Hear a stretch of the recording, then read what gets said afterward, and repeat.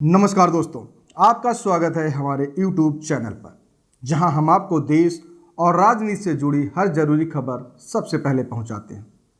आज हम बात करेंगे एक ऐसी खबर की जो दिल्ली की राजनीति में भूचाल ला सकती है। खबरें आ रही हैं कि केंद्र सरकार जल्द ही दिल्ली के मुख्यमंत्री अरविंद केजरीवाल और उनके मंत्रिमंडल को बर्खास्त कर सकती है। तो ऐसा क्या हुआ कि बीजेपी इतनी जल्दी में है और इस बर्खास्तगी से किसको फायदा और किसको नुकसान हो सकता है? आइए जानते हैं पूरी खबर विस्तार से। मैं हूं प्रदीप पाल और आप देख रहे हैं HDI भारत न्यूज। दोस्तों, सबसे पहले आपको बता दें कि बीजेपी के विधायकों ने हाल ही में राष्ट्रपति द्रौपदी मुर्मू से मुलाकात कर दिल्ली सरकार को बर्खास्त करने की मांग की थी। अब खबर यह है कि राष्ट्रपति सचिवालय ने इस मांग पत्र को गृह मंत्रालय में भेज दिया है। सवाल ये उठता है कि अगर अब तक केजरीवाल सरकार को बर्खास्त नहीं किया गया तो चुनाव से ठीक पहले ऐसा करने का क्या मतलब हो सकता है? दरअसल अरविंद केजरीवाल की सरकार की बर्खास्तगी आम आदमी पार्टी के लिए एक बड़ा सहानुभूति कार्ड बन सकती है।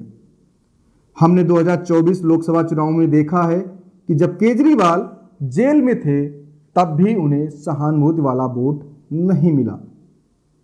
दिल्ली में जनता ने उनकी अपील को नजरअंदाज कर दिया और आम आदमी पार्टी को लोकसभा में एक भी सीट नहीं मिली।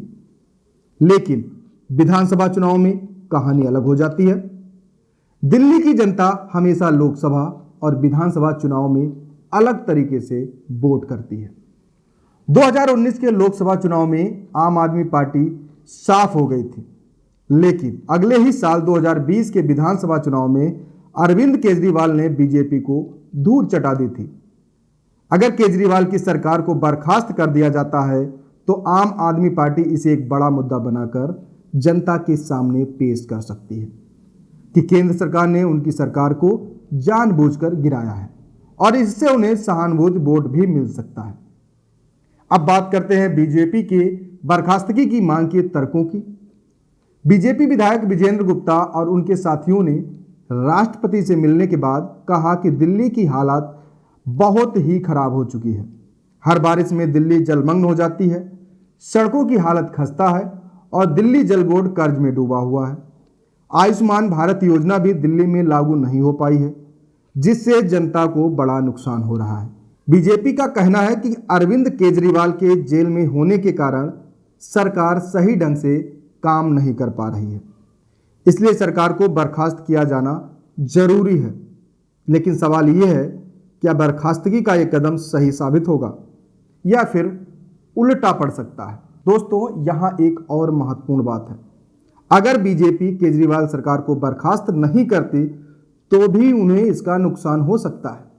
जब बीजेपी चुनाव प्रचार के दौरान जनता से केजरीवाल सरकार के खिलाफ वोट मांगेगी तो जनता पूछ सकती है कि आपने उनकी सरकार को क्यों नहीं बर्खास्त किया। अगर बर्खास्तगी होती है तो आम आदमी पार्टी इसे सहानुभूति में बदल सकती है और अगर नहीं होती है तो बीजेपी के लिए भी ये एक मुश्किल सवाल बन सकता है। और इतिहास गवाह है कि बर्खास्तगी हमेशा असरदार नहीं होती है।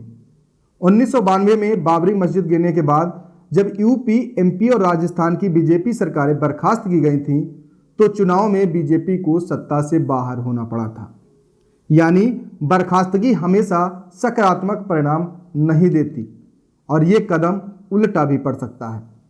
तो दोस्तों, ये थी आज की बड़ी खबर। आप क्या सोचते हैं? क्या अरविंद केजरीवाल की सरकार बर्खास्त होनी चाहिए या फिर ये सिर्फ एक सियासी चाल है? अपनी राय नीचे कमेंट्स में जरूर बताएं।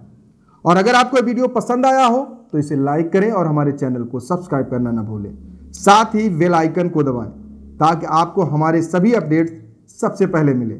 मिलते हैं अगले वीडियो में, तब तक के लिए धन्यवाद।